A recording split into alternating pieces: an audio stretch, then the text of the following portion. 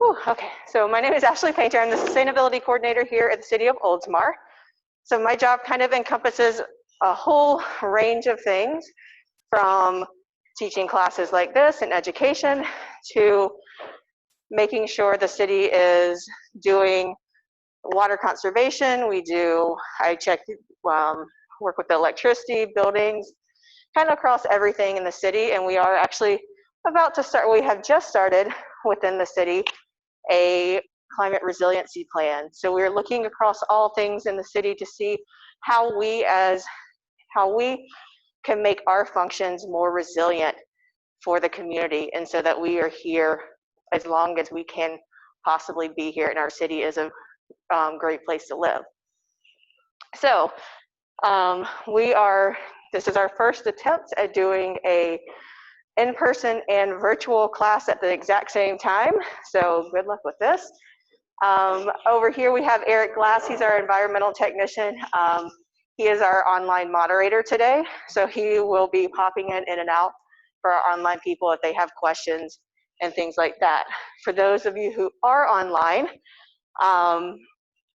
if you need to ask a question, please just type it in the chat box. You can either do it to everyone or do it to questions, which is Eric will be looking at, or you can raise your hand under the participants if you want to speak your question out loud. For you guys that are here in person, we are pretty informal. If you have questions, please interrupt. I stop in between and ask if people have questions if no one's asking any, but I don't mind people just like, if it's in the moment and you wanted to ask it right now, please do. A little other things, if you go out this door and to the right, the bathrooms are out there. The library is closed. Please don't try to go into it because the doors are locked. But other than that, we should be good to go. In front of you, you all have a few handouts that we'll go over as we go through. Also, just as an FYI, this is being recorded. None of you are going to be on screen. The only thing that the recording will show is what's on the screen up here. But if you do ask a question out loud, then your voice might be heard on the recording, but you won't be seen. So, having said that, hopefully my computer won't start making noises. We'll continue. So, hopefully you guys are growing a little bit more than older and crankier every year. You're going to want to grow something in your garden as well. I do like to weave a little bit of humor into our presentations because it makes it a little bit more fun. Just to see, how many of you guys already have a garden? A few? Okay, excellent. And everybody else, are you pretty novice? You don't really know much at all, and it's very basics. Excellent. So that's kind of what we're at today. We are at very, very basics. We're going to start with the types of gardens. There are 4 basic types of gardens anywhere. Your first is what most people think of as your traditional. That's your top picture up here, where you're seeing in the ground row planting. It is a bit more labor intensive because you're digging through the soil, and you're usually going to have to add a little bit more additives because here in Florida, our soil is not typically great. It's really sandy, and you're going to have to add a lot more nutrients and other dirt inside to make it useful. The next kind that is very popular around here is our raised beds. Our organic garden, which we'll discuss later in the presentation. We do have an organic garden in the city, and they use raised beds there as well. Raised beds are nice because you can make them at different heights. If you want to make them low to the ground and just fill them with dirt, it's fine. But you can also put them on a stand. So if you have issues bending and moving mobility, raised bed gardens are really great for that as well. It also helps you control the weeds because things aren't coming under the ground as much with that. Our next are containers. Container gardens are really, really great. This is what's on this picture to our right. Raised beds or container gardens are really great if you live in a small space. I live in an apartment and don't have a yard to plant in, so I use container gardens on my deck or porches, and you can even use them inside. The big thing with container gardens is that you just need to make sure your not planting something that's going to outgrow the container you want. Like you all have a little container in front of you. If you're planting a tomato in that and you're expecting it to keep it in there the whole time, your tomato is going to outgrow that pot. So you just want to make sure that your container is the size of the pot that you need. And we'll discuss that a little bit later as well. Kind of the most advanced type of gardening is hydroponics. And an example of it is here on your left. Hydroponics does not use dirt.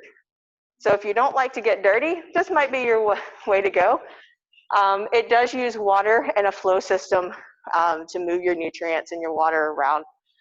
And you can root in either a couple different ways. You can root it in a medium that's kind of like little stones, like pumice stone kind of things.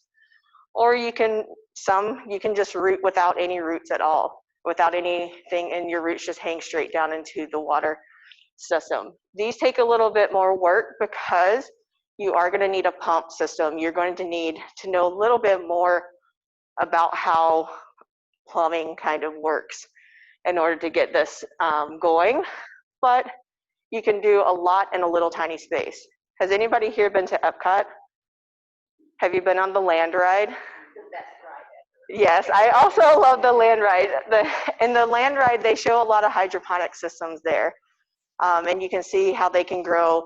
Like they have one that's basically maybe a yard by a yard, and they grow about 20,000 heads of lettuce a year in that small space in a hydroponic system. So you can get high yields if that's something that you're looking at. You're feeding a lot of people, or you just want to grow a bunch of different stuff in a tiny space. All right. And that, okay. So basic tools of the trade. It seems fairly easy and intuitive. The things that you're going to need. You all have a trowel in front of you. A trowel is basically a shovel, a little tiny shovel. A hand cultivator is the little rakey thing. Can look different ways.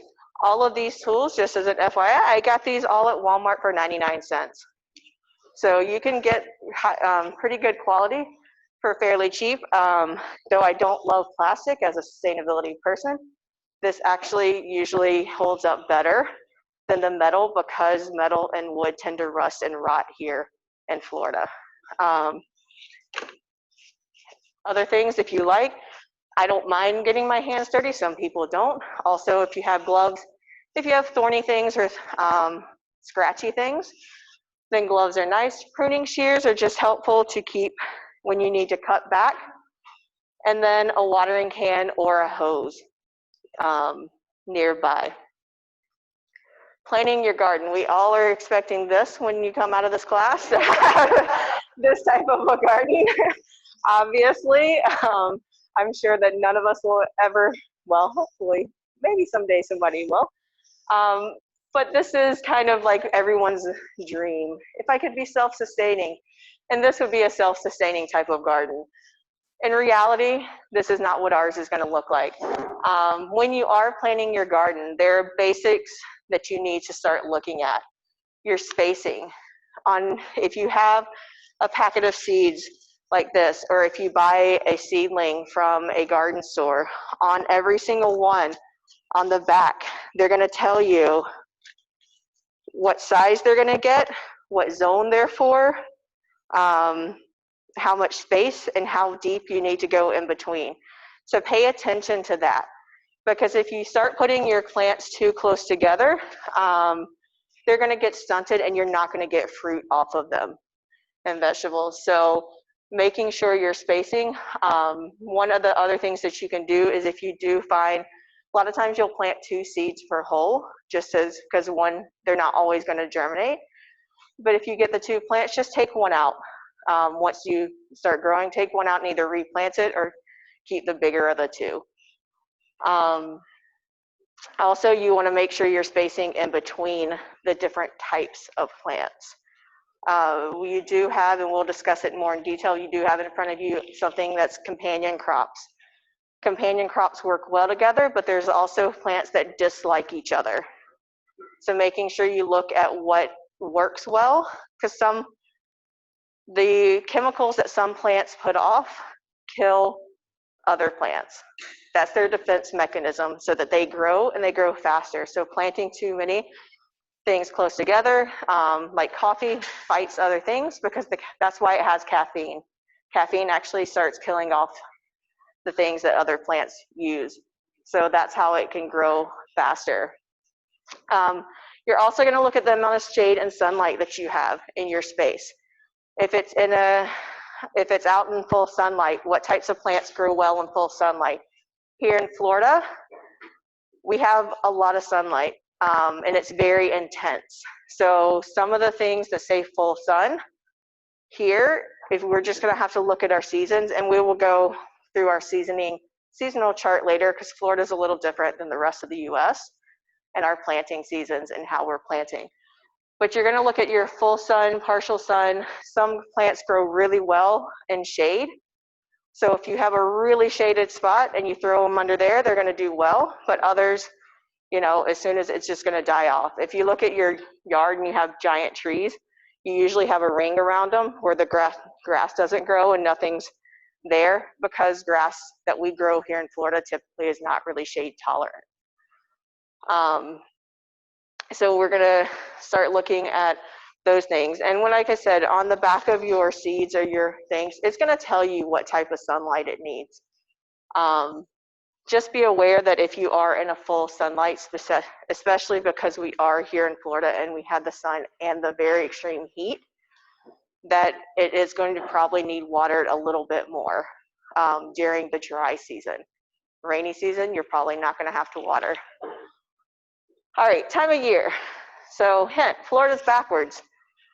Most people here in the US, they're like, summer, it's planting season. In Florida, we're like, summer, it's too hot.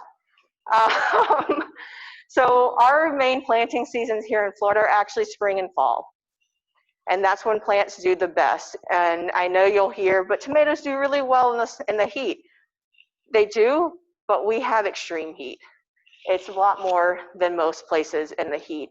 The things that do really well here in the summer are like peppers, because peppers, they're almost impossible to kill, even with the heat and you not watering them. But for the most part, our summer months, we're not going to do a whole lot of planting, which, you know, depending on the person, might be nice, because it's also the hottest time, and who wants to really be outside in the sun and the heat in the middle of Florida summer. Our type of soil. So, like I said, most of our Florida soil is not amazing. We have a lot of sand, and we don't have a lot of breakdown in organic matter in it. So if you are doing in-ground planting, you're going to have to add some sort of other dirt, which I don't know where our dirt bag went, but it's going to be some sort of other, is it outside? That's okay. Some sort of other planting soil, and depending on if you're going to do it in a pot or if you're going to do it in the ground.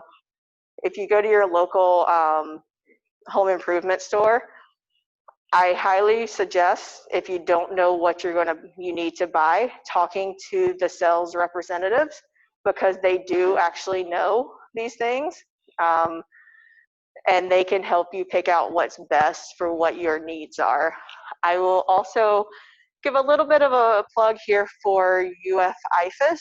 If you've never heard of them, Ifas is the University of Florida Extension Office. So their job is to do agriculture extension. And they will come out if you have any kind of issues, you don't know if your soil is good, they will actually come out and test your soil and tell you what you need to add, what other things you need to put in, what might work better here versus somewhere else. So they're a really good resource. Something else that we offer here in the city is we do have a water conservation kit. We have two. We have an indoor and an outdoor. But what is good in our outdoor kit, if I can get it to open, and what will help you with your gardening is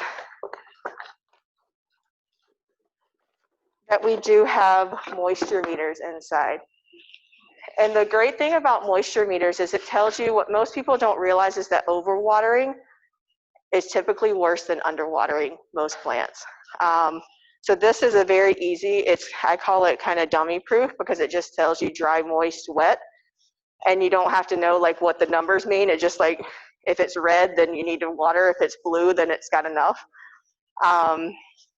So it's really easy. You put it down where your roots are, and you can tell whether you need to water it or not. These are free to people. I did bring a few today. There's not enough for everyone, but if you don't get one and you do want one, let me know and we can get one for you. Also, just as for your garden planning, there are apps that do this for you, where you can literally just take a picture of your space or put in the dimensions, and then you can map out what goes where, and it'll tell you, like, say you want to do tomatoes, and it'll tell you how many tomatoes you can put in there or how much of what you want. Most of the apps are paid. They'll have free trials, but you do have to pay at some point. But if you're tech savvy, it's a way to go, I guess. Does anybody have any questions so far? All right, so we're going to go with accessibility, how to choose where you're going to plant. One of my main things when I do accessibility is how hard is it to actually get there? I mean, most people are going to be planting in your yard, which is typically fairly easy, but if you have a large yard and you want to plant in the very back corner and you have, bushes in between that have thorns, probably not going to be your best bet because you're going to have to crawl through thorns every time you get to your planting. But then again, it might keep other people out of it. Who knows? Water availability. It seems like it would be fairly easy to think about, but a lot of people don't. They think, well, it's going to rain, it's fine, and we don't have to worry about the hose. Or they're like, oh, just get a longer hose. But if you're continuing, you have like a 200-foot hose and you have to keep taking it in and out, that just gets a little bit annoying. So looking at what your water availability is. There's also building rain barrels. If you need to put your garden far away from a water source, we do offer, usually about once a year, we offer a rain barrel class where you do get a rain barrel to take home with you. But having rain barrels are a good alternative if you don't have a water source close, because it will collect rainwater, and then you can just use that to water your plants nearby. Sun and shade, same we've already discussed, is that making sure that your plants your shading is appropriate for the plants that you want to plant. And then the levelness. It's Florida. We don't have a whole lot of hills, so we don't really have to worry about the hills so much. But if there's a few here and there. If you do have a fairly hilly yard for some reason, the direction that you plant makes a difference. Planting across a hill versus down, because if you plant it down, like your rows going down the hill, all of your soil is just going to wash right away. Whereas planting across, those will actually, it'll catch any of the runoff as it goes down. All right, so how to plant. Seeds. So we're going to plant seeds a little bit later, so I hope you all came to get your hands dirty. If you didn't, I have gloves. But seeds, so the easiest thing with seeds to do, one, it'll tell you how deep, but for most seeds, unless they're large, like an avocado seed plant or something like a tree type seed, you're going to take your index finger and go down, poke a hole down to about the first bend in your finger. And that's about the depth of most any seed that you're going to plant. It's pretty easy. You're going to do that, cover it over, and then you're going to water them straight away. When I say water, you're going to water it so it's not flooded, because you don't want your seeds to start washing away after you planted them in the ground.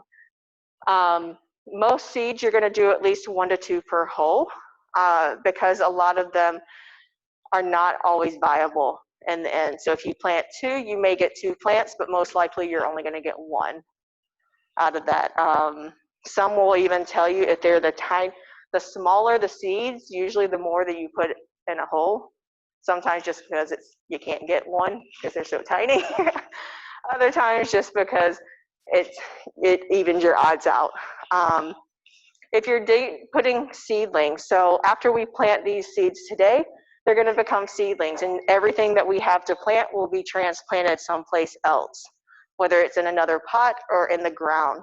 So your seedling, what you're going to do is take whatever the size of your pot for here, if you fill it up to like this first little ridge right here, you're going to pull that out, and your hole is going to be the same depth. You want your dirt to be at the same level it is in your pot. So your hole is going to be this deep if you're pulling that much out, and then you're going to put the dirt at the same level. If it's really compacted and because depending on the type of plant, your roots can become more fibrous and compact the dirt, just break it up a little bit with your hands. That way it gives it more room to expand once it gets into the ground, and it makes it a little bit easier and has a better chance of survival.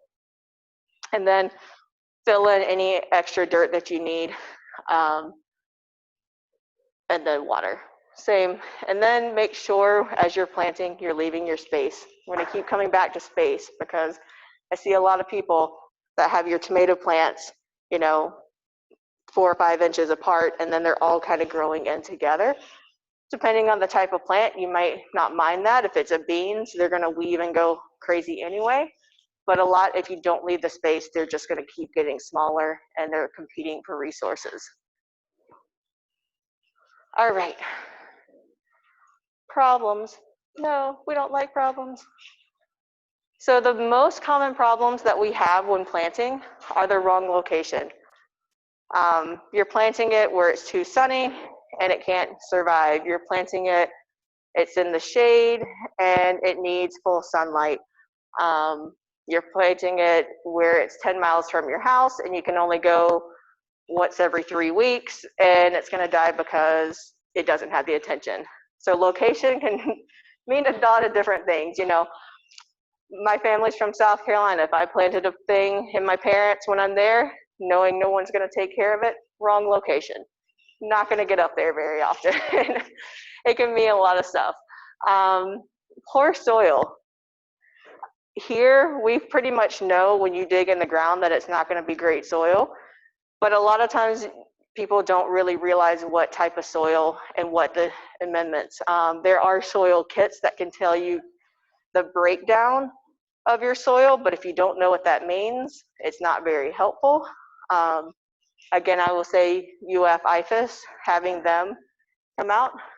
Yeah, I got a question. So, like, soil in my yard, I'm thinking about doing great bed. Soil, like I said, it's got like clay, it's muddy, it's fertile. Like, I dug it all up, and I can see stuff growing out of like beds. Like, I know it's fertile, but I'm like, is it healthy? It depends. So just because something's growing out of it doesn't mean it's what you want to be growing out of it. So it can be super fertile for like here, super fertile for a palm tree, but not for a tomato.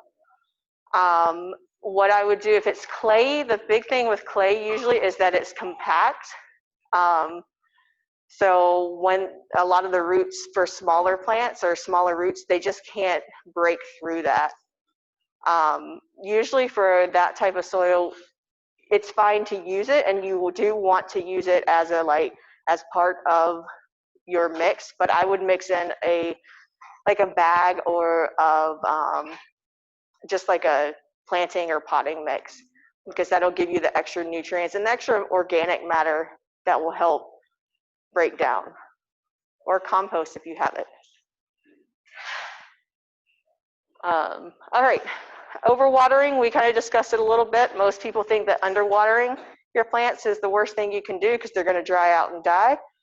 Overwatering has 2 problems. One, it'll cause root rot, which means that your roots literally rot away, and if you don't have roots, your plants can't grow. Oversaturating the soil also usually means that your nutrients are going to run out, and you're not going to get those nutrients. They're just going to go someplace else.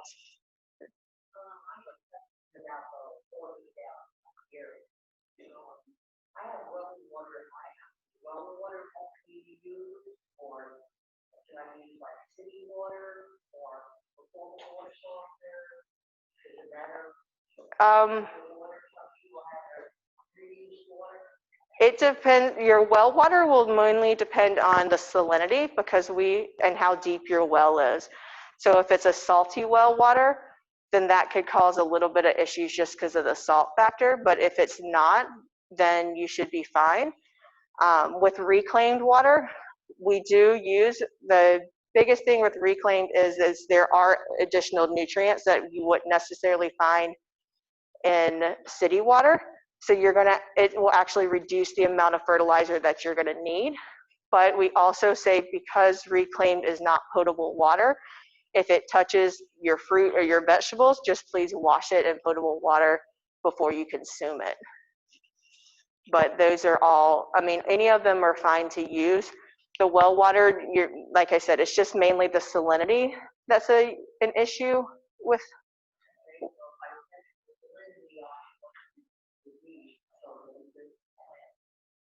As close to zero as possible. I mean, it's Florida. The full seawater is about 30 parts per million. So you don't want full seawater. Usually brackish is considered about half of that. So that's what you're going to find most likely. You're probably going to be, I would say, if you're using parts per million, 5 and under would be okay. Above that, you're going to start getting a little bit too much in the salt.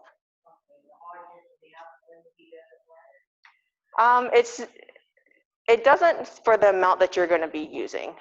The only would be if your soil is super alkaline and your water is super alkaline, that could throw some things off. But then you could balance it out with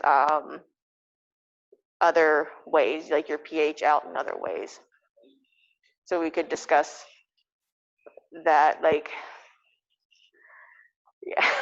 there's ways to kind of balance it if that's something that you're interested in using the well water, because it is probably easier and cheaper to do such. But I would say if you're trying to test the water and the soil and everything, I would reach out to Ifas, because they can run all those tests really quickly and then tell you exactly, like, pinpoint what it is that you would need to do.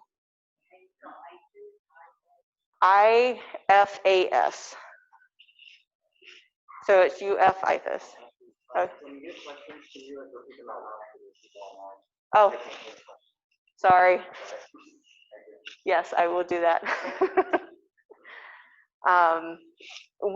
I can also, at the end, if you signed up, I do have your email address. If you did not register and you want more information on anything, I can send out links to the presentation and links to Ifas and other resources that would be helpful.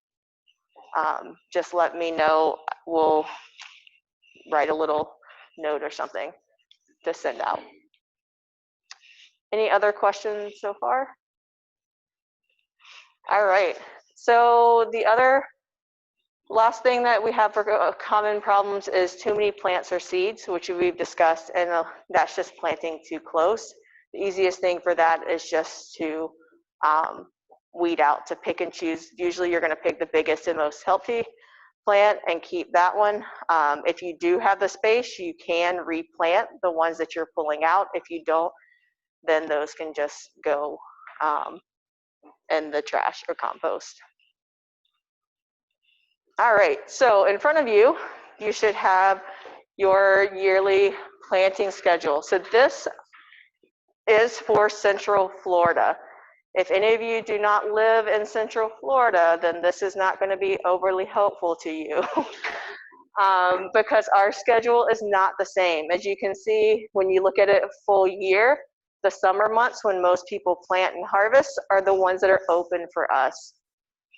As you're going through in a color coding, the green is if you're starting with seeds, which we're starting with seeds now, is when you're going to start putting them in your pots or even outside to start planting. And then as you get a little bit into the yellowy orange section, that's going to be your seedlings, or your plant, like an actual plant to go in the ground. And then your red is your harvest. So coming towards the end of this month is when we're going into our fall planting season. So around the end of August, beginning of September is the best time here to plant most anything. In Florida, peppers, like I said, they do well like all the time for the heat. And then you're gonna be harvesting right around like Thanksgiving-ish time. So your bountiful harvest to give thankful for. The other things, and then once you do the turnaround, again, the spring is gonna be our next planting season. A couple of reasons that Florida is different. We've discussed that the heat is one reason that summer's not great here, but we also have rainy and dry seasons that a lot of the country doesn't have. And our rainy season, and I've actually discussed with somebody at the garden yesterday, I was out there, and they were saying that they were having a lot of issues because they get flowers, but then it rains and the flowers get pulled off or the pollen gets washed away. So with our rainy seasons and the strength of our storms, a lot of issues are that we do get flowers, but then the rain either breaks the flowers off, or if it washes the pollen away before it can actually pollinate the flower to produce the fruit off of it. So while it's great that it would be nice to have the rains water everything for us and not have to do the extra work, our rains aren't ideal for such things. Any questions on our planting? There's anything on here that you guys really, really want to plant and that's not on there? We can.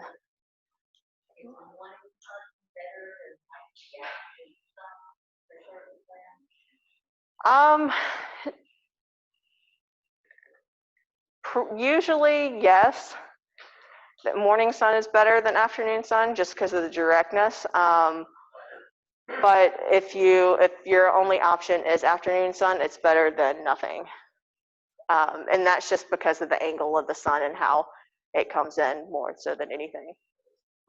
So what about a spot that has intense morning sun and afternoon sun? So if you choose one over the other, was it okay for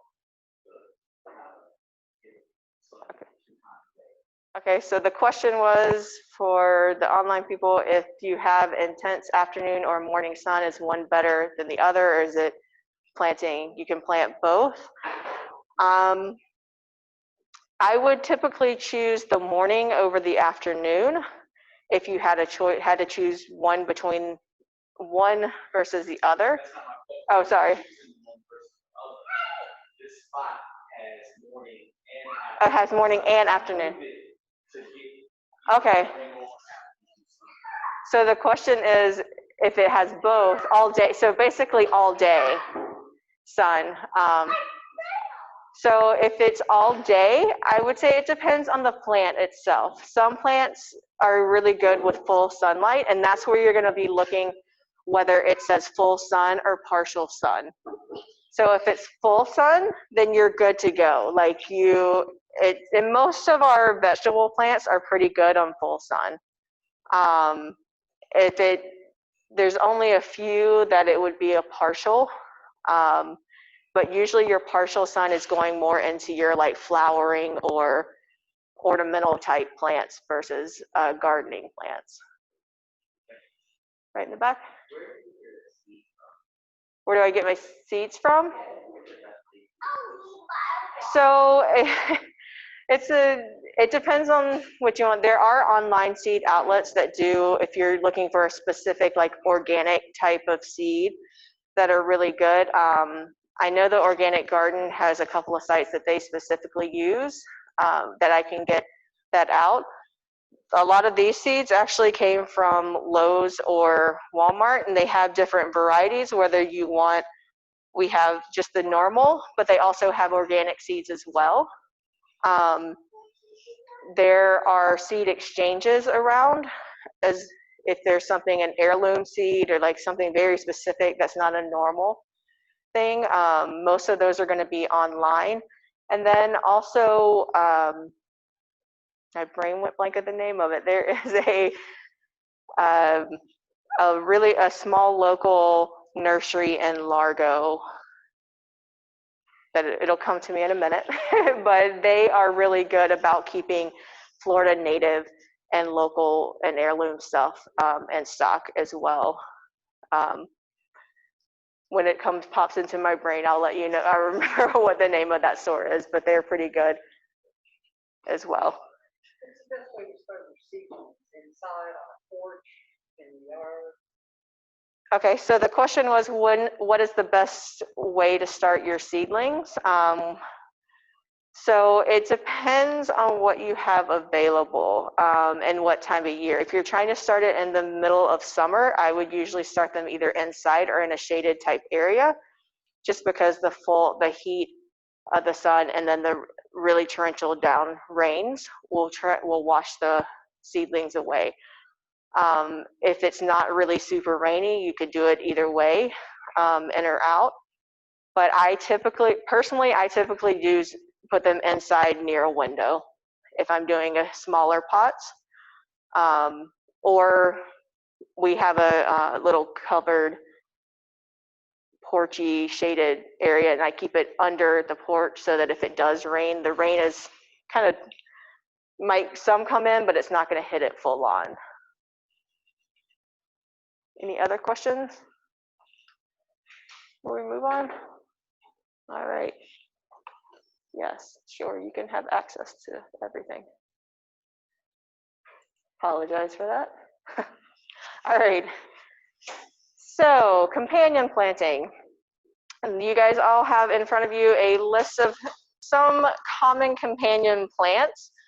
Companion planting is basically planting plants close together that do well. They either promote a natural pesticide for the other plant, or just the way that they grow together makes them bigger, and they kind of feed off other. They either use opposite nutrients, or one, like beans fix nitrogen in the soil, which means that most nitrogen in the soil is unusable for a lot of plants. So beans actually make it usable for other plants to use. So that's why a lot of times they are a good companion plant, because they're helping other plants absorb nutrients better. Using a natural pesticide, herbicides, so a lot of the flower plants like marigolds that you're going to see on there, bugs don't like marigolds. They're gross, they don't smell good for bugs, like they taste bad. So they're a good plant to plant around, because it's kind of creates almost like a bug barrier around. A lot of garlics and onions do the same, have the same thing, but they're bulbs under the ground, so they can actually help with your undergrounding as well. A lot of them too, and you can see it's kind of fun, some of these on here, and you'll plant like, where they'll say like pizza or tomato sauce gardens, where it's like tomato and basil and things that you would put in a sauce. So a lot of times the things that you cook together actually grow well together. So which is kind of nice. That way you can make your whole meal right there in the garden and kind of plant that way. Now, if you like to do crazy different combinations, then that's not always the case, but generally speaking, a lot of things that taste well together plant well together. And you guys can have a look through that list, and if you have any questions, let me know. Weeds. Do you have a question? Do marigolds repel mosquitoes? No, not really. Oh, sorry, she asked if marigolds repelled mosquitoes. There's not a whole lot that citronella or lemongrass planted will, but those are probably going to be your only plants that are really going to do much in repelling mosquitoes. All right, weeds. So weed is defined as something growing where you don't want it to be. Anything can be a weed. A tomato growing where you don't want it to be is a weed. What some people think is a weed, like a dandelion up here, most people consider weeds, but if you're a forager, And dandelions are edible. And a lot of people throw them in salads. So for certain people, they're not a weed at all, but others they are. That's why we kind of want to make sure I define what a weed is before we go into how to get rid of them. So these 5 pictures are your most common weeds that you're going to see in your garden and around Florida. We did talk about the dandelion. You're going to see little like patches of grasses, some dollar weed. They're pretty voracious. They grow really fast, they can take over really quickly. And unfortunately, a lot of the ways to get rid of them is to pull them up from the root. That's your best way. It's the most labor intensive. There are some other natural, if you want to use organic ways to do it, like using vinegar, but vinegar will also kill your other plants, so make sure you're spraying it directly on the weed that you want. You can use, there's a solution of like dish detergent and salt and what's the third material? Might be water. But that's another one that you mix up and spray and it'll kill some of the weeds. But the biggest thing with most of our weed killers, especially our natural ones, is that they're not targeted for a specific plant. They are for any plant. So when you're going to use weed killers, you have to be very specific of where you spray them.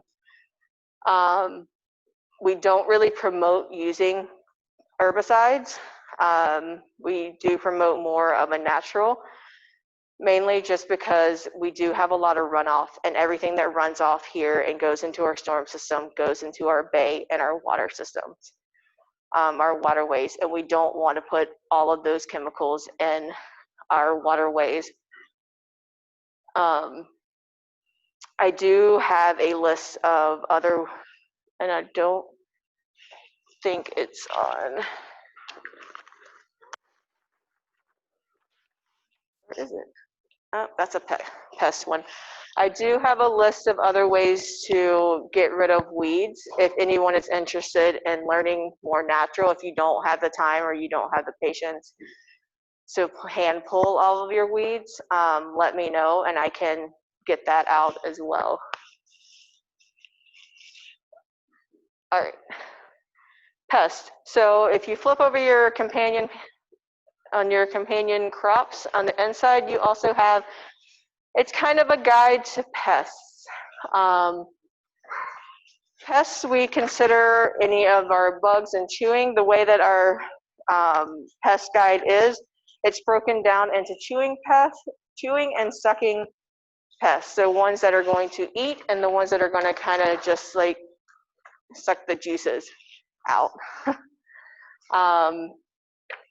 Like I said, we don't usually promote using chemical agents to get rid of things. So our top ways of getting rid of pests are insect netting, which is basically a fine mesh net over your plants that larger insects like a beetle or ladybugs and things like that won't be able to get to your crops.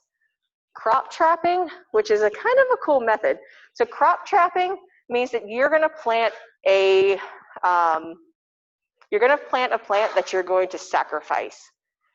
And so you choose something that is more enticing to the bugs than what you want.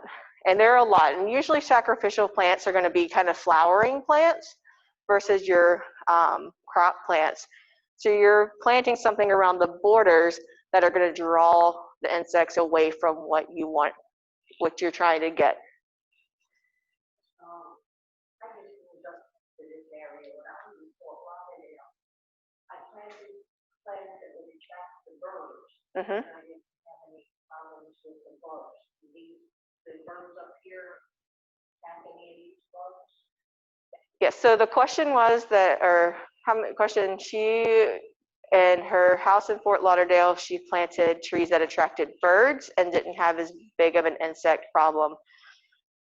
So yes, if you are attracting birds, your birds are most likely going to be eating larger insects. The things that the birds will not be eating are your ones that are like borers. So they're going inside your plant and eating from the inside out, are the ones that are in the soil because they just can't get to them. But if they're on the plant or something, even like aphids, because aphids are so tiny, birds aren't necessarily going to eat them. But for a lot of the insects, yes, attracting birds and even attracting bees or butterflies that will also sometimes prey on even the smaller things. So attracting other insects helps your beneficial insects. And I know we discussed Epcot earlier, and they do that same. They have certain types of ladybugs that eat aphids. So they actually put bugs on their plants to eat the bugs they don't want. So if you're attracting, you can attract other types of birds or insects that will eat the ones you don't want. All right, so other ways to control your pests, timely harvest. A lot of times it's just because the fruit's been sitting there for so long and they're like, oh, it smells delicious, I want to eat that too. So just getting it off the vines, especially if it's going to start rotting, because rotting things and super ripe things attract a lot of animals and insects. Hand picking, this is the most time consuming, and sometimes it's just what you have to do is literally taking and picking off the bugs and putting them away. If it's smaller numbers, it's something that you can do, and it's usually for larger insects that you would do that for. Or if you have a worm problem, like a nematodes or something, that might be your option. And then reflective mulch. Reflective mulch is, you can get in the store, and basically what it does is just, it radiates the heat up and the sun kind of reflects off of it, so the bugs just don't want the heat and then the light they don't like. That one is not as great as the other methods, I will say. That would be just like, if you're gonna put mulch anyway, you could add some reflective mulch, but I would not use that as my main pest control method. Yeah.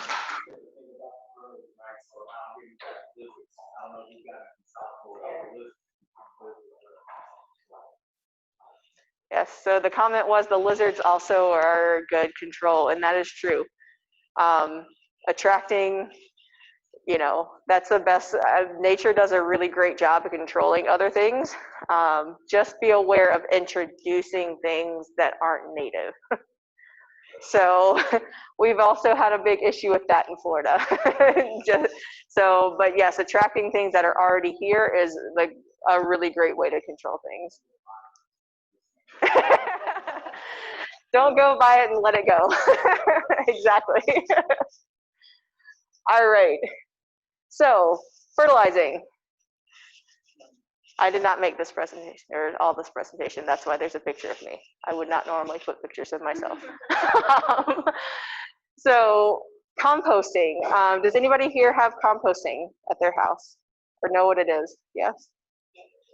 Okay, so composting is basically taking your brown, which is yard, and green, which is your kitchen waste, and then letting it break down to create fertilizer. So all of those nutrients that are in your plants and the leftovers of your food, they break down and are useful in your soil.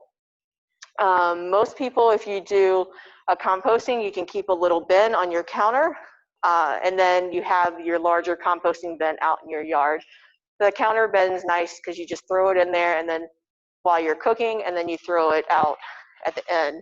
The thing with composting is that you can't put meat and dairy in a compost bin. And that's because you're going to attract a lot of unwanted things. They become rancid, they smell. Most compost bins don't have a smell to them, even though they are breaking down. It's more of an earthy smell as it's breaking down. They are fairly easy to maintain.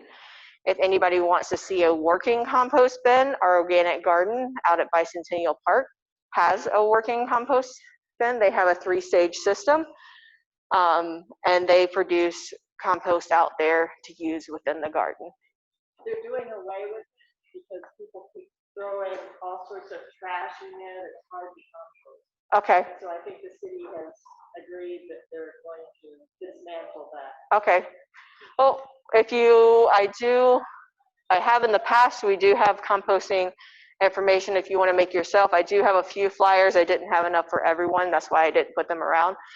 But if you are interested, I've already done the composting class this year, but I do have more information, and we can, if it's enough interest, we can do the class again on composting.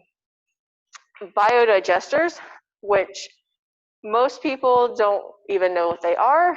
Biodigesters are basically like a giant stomach. You're creating some sort of container that will hold a liquid, and you're throwing your waste in there, and it acts like your stomach.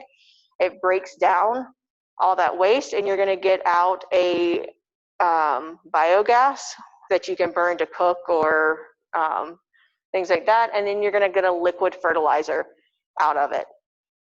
The difference between a biodigester and a composting as far as functionality is that with a biodigester you can use any sort of organic waste. So it can come from a plant, anything that comes from a plant or an animal can go into a biodigester and it'll break it down. These are a little bit harder to set up, but once you get it going, they're fairly easy to run. If anyone is interested in learning this process, let me know. I have done extensive work on biodigesters, but they are a really good circular system because what your waste goes in, it creates a gas that you could use for cooking, and then also fertilizer that goes back into your garden, and it keeps the cycle going. So it's a good alternative for a few things. And then both of these things, they do help fertilize your garden, and they also help reduce your food and yard waste. Because what you throw in your trash is then going to, here in Pinellas, it goes to a waste energy plant, but it is producing gases that get released out to the environment. So by composting and using biodigesters, it actually decreases what's going to landfill, so we're helping that.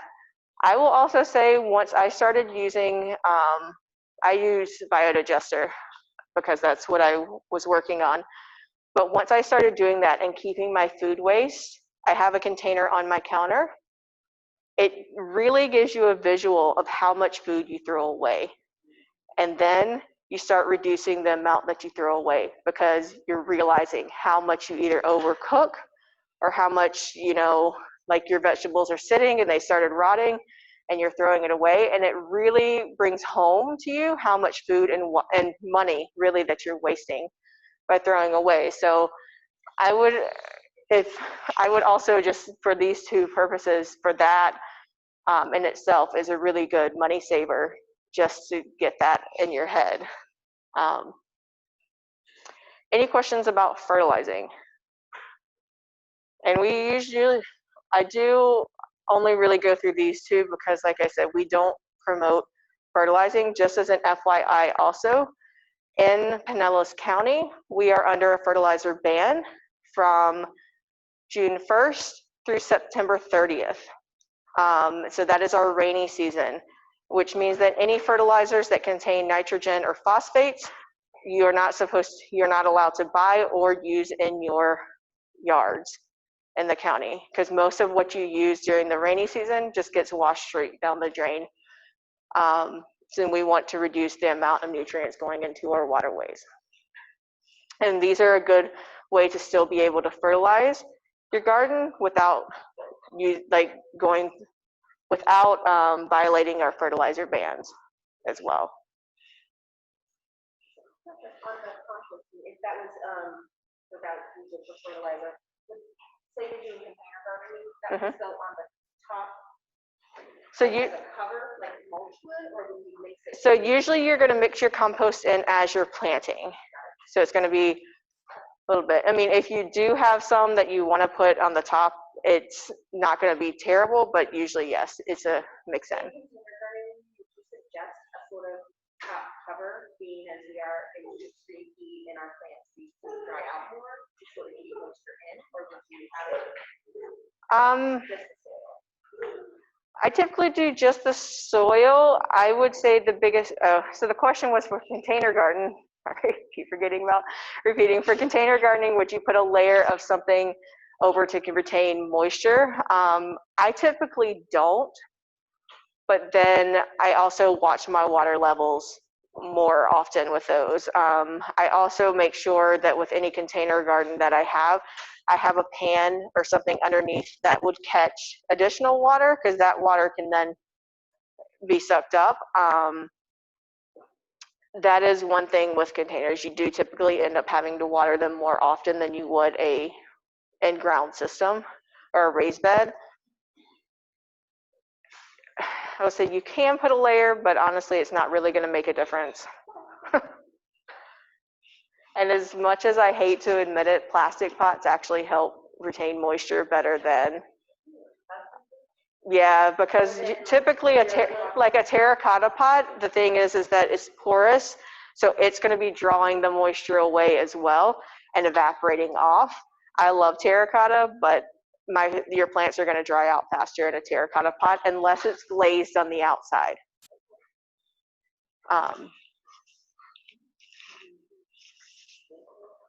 So any other questions on that before?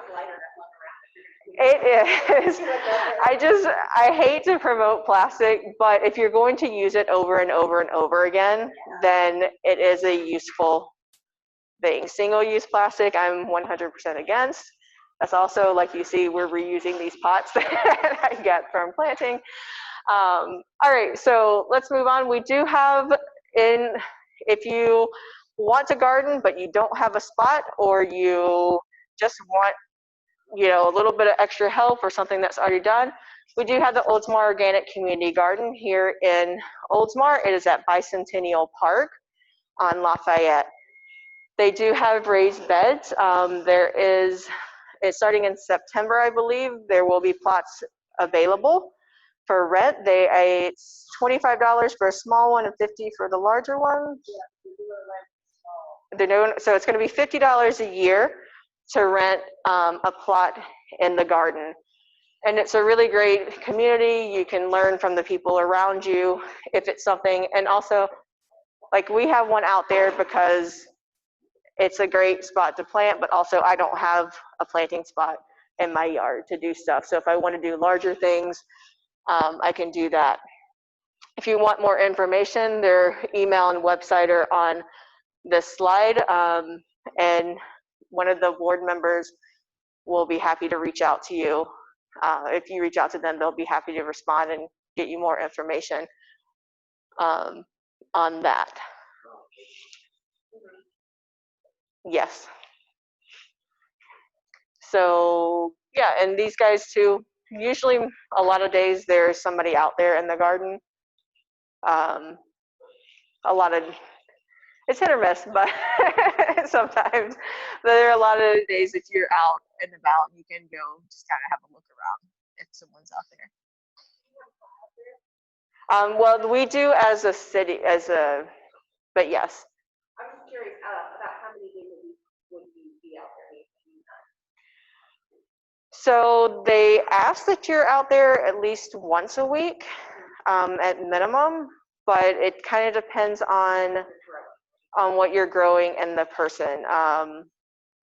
If some people just like to go out every single day because that's their, especially now with the being stuck inside and the mental health, that's a way to get out into nature. And I will also mention with the garden is you do have your plot that you maintain, but they do ask that you spend at least 2 hours a month helping generally around the garden, doing something, because you can see in this picture, all these things to the right, those are communal gardens. There's a food forest, there's some other ones, and there's always weeding and mulching. There's things to do around the garden. So because it is a community, they do ask that you help maintain the. There's the automatic water too. Yes. 3 days, and it automatically. Right, because they have it set up in the, yeah. Yeah, so you don't even have, okay. I mean, it's great. Yeah, so it's a really great spot to learn and to just, you know, be around other people. They also have a biodigester on site as well. So we're debating if biodigesters are something people are interested in. I've been debating on teaching a class on it, but I don't know if there's enough interest to do it. So if you do have interest, let me know and we'll do it. All right, anything else on the garden? Any other questions? All right, so we're gonna get our hands dirty. So for the people on the virtual side, now we're kind of in a hands-on section. You guys are welcome to log off because we're pretty much, you're not gonna really see anything or hear any more presentation-ish. Otherwise, yes, thanks for joining us.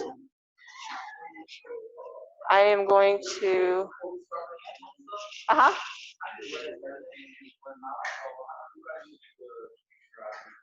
I will get your information. All right, I am going to stop the recording now. Maybe.